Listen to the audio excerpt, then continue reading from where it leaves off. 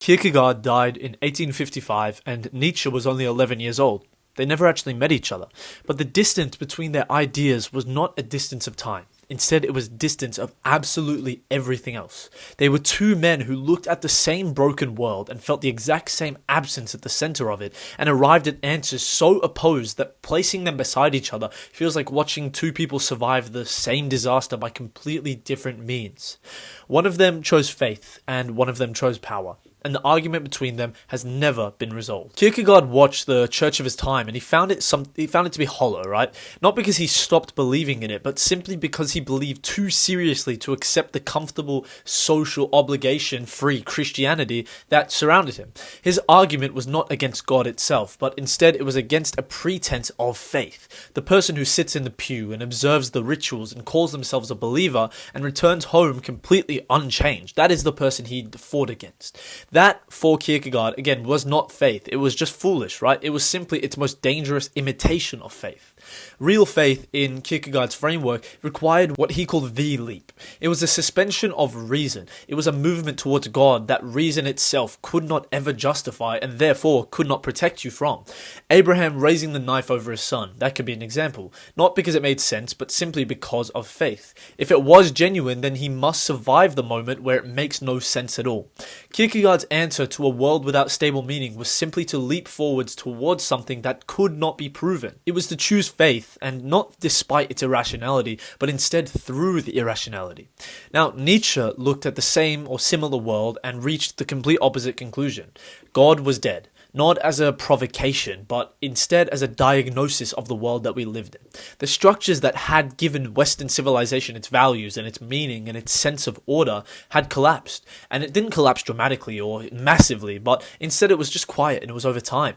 And most people were still behaving as though the collapse had not happened. They were just ignoring it, living in bliss. They still derived their mortality, they still derived their purpose and their sense of what mattered from a foundation that no longer existed. His response to that was not grief, however. What it was a challenge. If God was dead per se, then the values between God and the values provided from God must be created, not inherited. They must not be borrowed, but they have to be created by something. By the individual, by their own strength, or through the full exercise of what he called the will to power. Not power over others, but instead power over oneself. The capacity to create meaning in a world that offers none to you, to become the author of your own values instead of the inheritor of someone else's values. Nietzsche's answer to a world without stable meaning was just to become strong enough to not need meaning.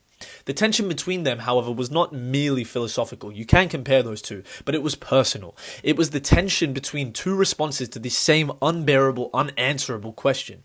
What do you do when the ground beneath you disappears?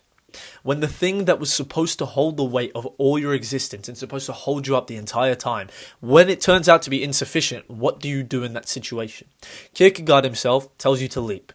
You surrender reason to that leap and you choose something beyond yourself as a person and you hold it not because you can prove the outcome, but simply because of the alternative. The self, left entirely alone with its own limits, is a smaller and a colder place than the one that the leap itself opens up. Nietzsche doesn't say you leap. He says you do not leap, actually. He says that you stand there and you build and you refuse the consolation of anything outside yourself and you become, through that refusal itself and nothing else, something harder and more honest than the person who needed that leap to survive. One of them is asking you to trust something beyond your existence. The other is asking you to trust nothing but yourself. And they never resolved it, and no one has resolved it since they've conflicted, even though they never really lived through the same timeline, similar years, similar decade, but they really did not ever conflict one another. The argument, however, is still live, and it is alive every single time a person stands at the edge of something they cannot think their way through and instead has to decide. Do I reach for something beyond myself? Do I take that leap? Do I just jump without any idea, but just faith? Or do I reach deeper into myself to try and fix the root of the problem? Kierkegaard is on one side of that moment and Nietzsche is on the other, and they are just battling to get you to their side, even unintentionally. You yourself may somewhere be in the middle, however, probably without having fully chosen any actual option. Maybe you're halfway here, maybe you're halfway there, maybe you think you've chosen this one, but in reality you haven't. You are living inside a tension that two of the most serious minds, most influential minds in the history of Western thought and Western civilization could not dissolve. And that is not a comfortable place to be, I'll be honest, and you should know that by now. It is, however, an honest one. So just know that.